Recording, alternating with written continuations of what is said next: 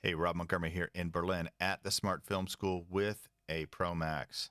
This is the 12 Pro Max, and this is LumaFusion. And I have some clips here that I've recorded in my usual guerrilla filmmaking journalism style, which means in the bike lane in Berlin. I've done some work here with the 12 Pro Max I just got, and previously with the 11 Pro Max, which I've had for the last year. And I've noticed on occasion, so there's some weird pixelization, some weird flickering of the sky, which may be related to manual exposure, probably is, but may also not. I've also noticed it when I've done some slow motion filming in Copenhagen over the summer. And so let's have a look at some of this stuff and let me know what your thoughts are in the comments and in the replies. Please, let's take the shot here from the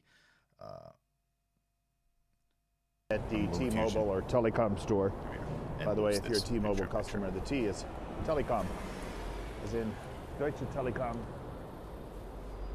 German mobile company. Not just mobile, but basically everything. Okay. So let's give this a go. I'm at 25 frames per second with the Filmic Pro Double Take app. The lights here, and the Christmas displays, should not be flickering because I'm filming at the proper frame rate for Europe, which is 50 hertz, 25 frames per second. In other words, light flicker. But you never can be sure about these LED lights, especially ones that are running off battery power. If they're actually fluctuating at 25 hertz, you might notice a mismatch there. So that's one of the things to watch out for. The other thing is exposure. Now I've got the exposure locked here, and the clouds, even though it's kind of an even, overcast, low contrast day, there is some blue up there. There is some detail. And so it's interesting now with the focus locked down, just if there's going to be any difference when we go through the Brandenburg Gate, which is just straight up ahead. Forward camera set to the ultra wide. There are no ND filters, there are no extra lenses. There's no gimbal attached to the iPhone 12, just me, one hand on the bike, one hand on the phone. I do have a little pistol grip here, a hand grip wrapped around the phone, and my hand wrapped around a shoulder pod wooden handle that attaches to the bottom. Getting into the bike lane here.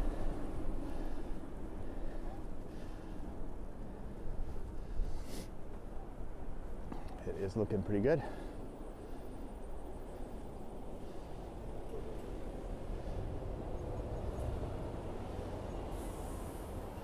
Now what happened yesterday was when I went through the Brandenburg Gate, I noticed a piece of the sky start to flicker, and I hadn't even really entered darker area yet, so that to me suggested that there was some kind of voodoo with the computational photography. In other words, the AI algorithm thinking it knew better, and didn't really react like film would react. So it was kind of really something new. I hadn't seen this in the iPhone 6s Plus that I've used for years for many films. So it's a new behavior, and I thought, I'd seen it a couple times with the 11 Pro Max, which I had, and I used a little bit over the last year for filming.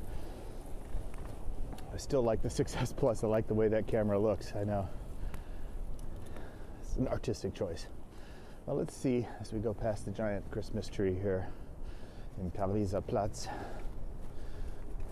There's the U.S. Embassy, French Embassy, Pariser Platz.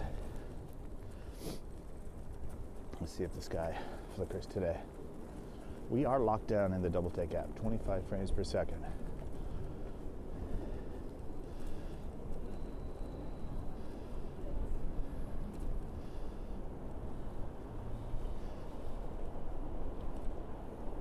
Well, as I'm shooting it, I didn't see anything. On playback, should be the same. And just since it's a bloody cold day here, No one's out. Let's try it again. Yeah, I am using the Sennheiser Apogee MKE2 digital microphone. Just plugged right in to the side here on the lightning port of the iPhone 12 Pro Max. And so the audio should be pretty good. It's also hidden here by my scarf, so there shouldn't be any wind noise.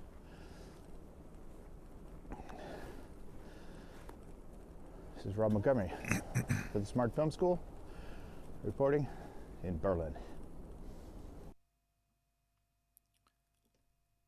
Right, so this is that flicker right in the middle. Did you see it?